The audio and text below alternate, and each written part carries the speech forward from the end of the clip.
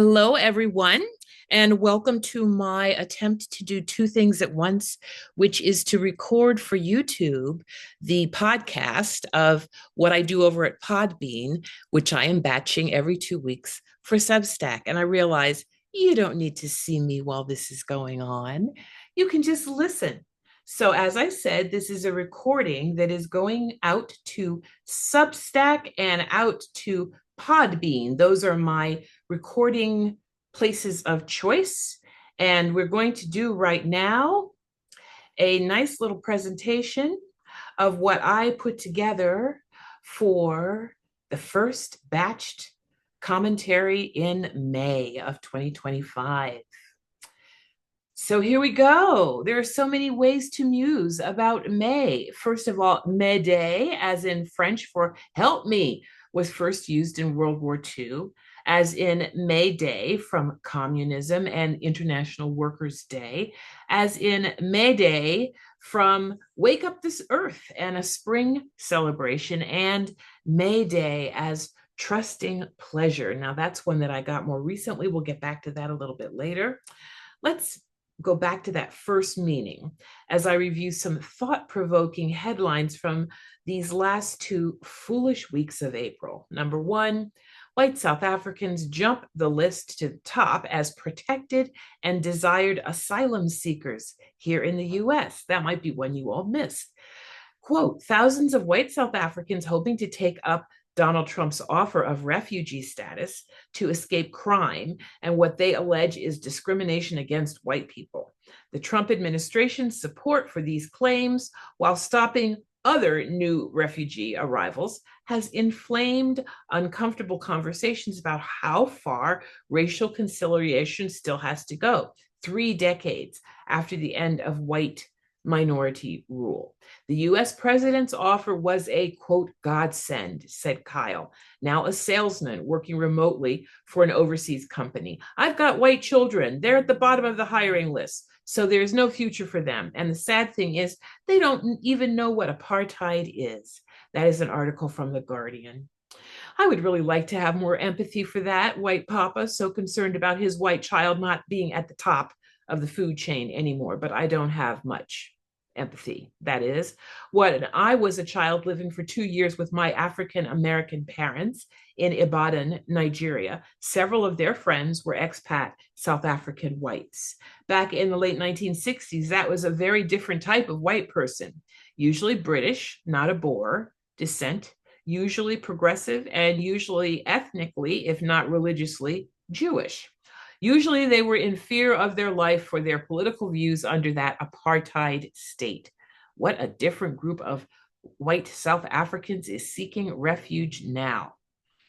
There was a really bizarre subplot with respect to white people, white adjacent people. That's what I call people who are Jewish or who were Irish and had to let go of some things to get in, with respect to nuclear bombs and fear. And I went off on a little rabbit hole for that I'm not going to lead you all who are doing the podcast listen to, but I will link you to your own opportunity to go there. The crib notes on that were essentially one, Israel was country number 6 to get the atom bomb and denied it forever.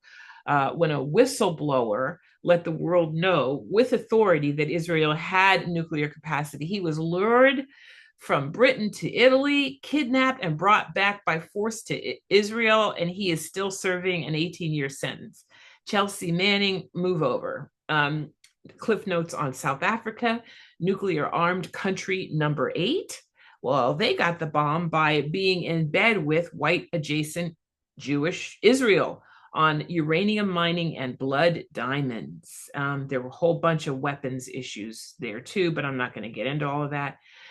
And South Africa has been the only country to have, quote, voluntarily surrendered its nuclear capacity. Editorial comment, what bullshit. Since that surrender happened at the same time the country overthrew apartheid, may I suggest you review a history of the Haitian Revolution?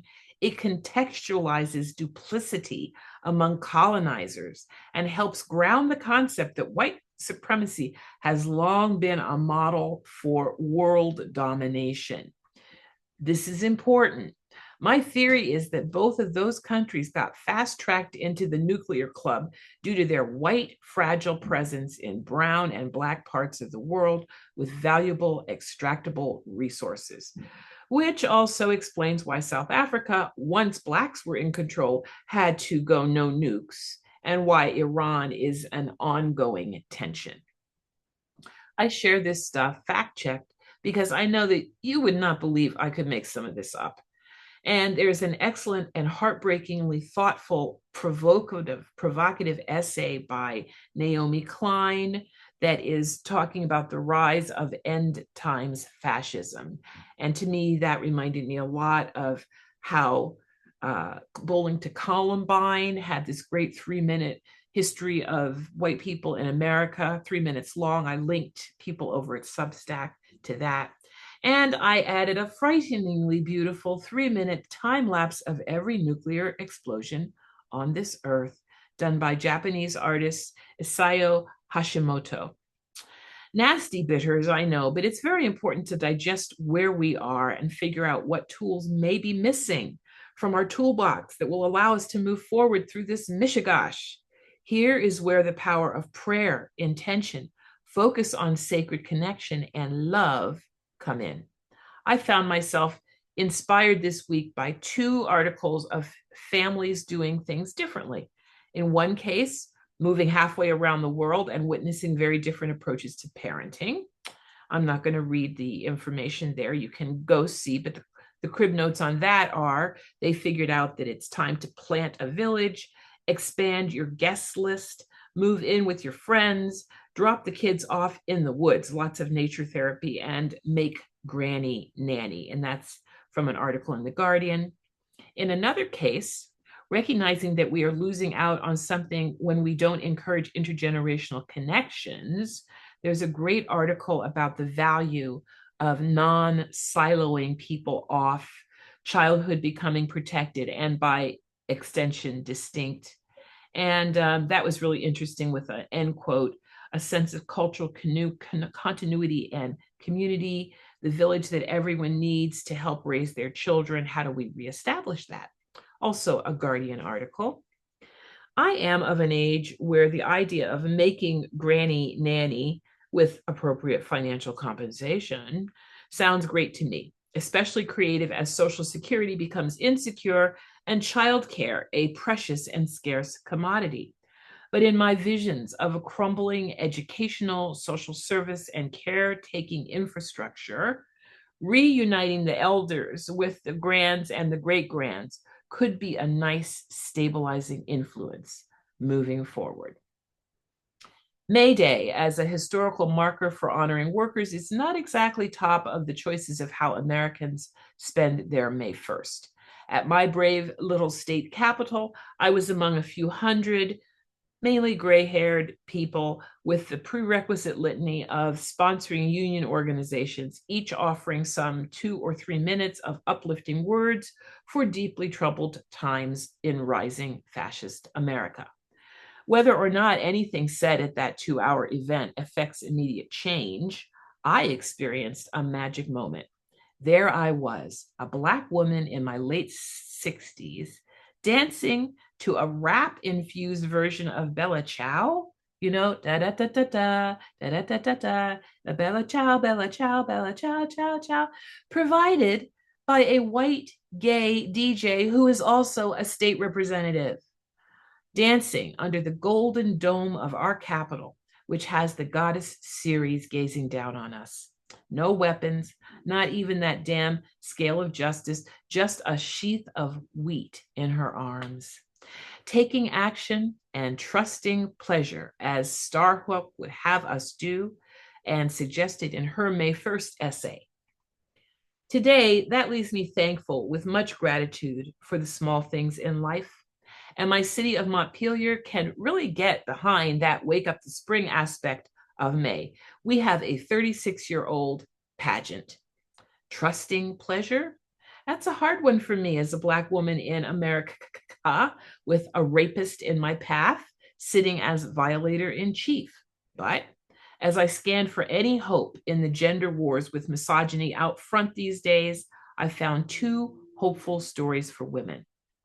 Women of the global majority, particularly in Southeast Asia, are finding their way into more and more power in the tourist industry. I linked an article about how female-run hotels are becoming quite popular, also from The Guardian, and a mystery solved that ought to give encouragement, strength, and hope to those of us in truly awful and abusive situations. Wow, that was a story about a woman who was found having been missing for 60 years. And essentially what she did, she just shipped, there's an old song here. She just slipped out the back, Jack. I said she made a new plan, Stan. There was no need to be coy, Roy. She just set herself free from an abusive marriage that started when she was 15 years old. Bless her heart. It gives me encouragement that sometimes you just got to do what a girl or a woman or a person assigned female at birth has got to do.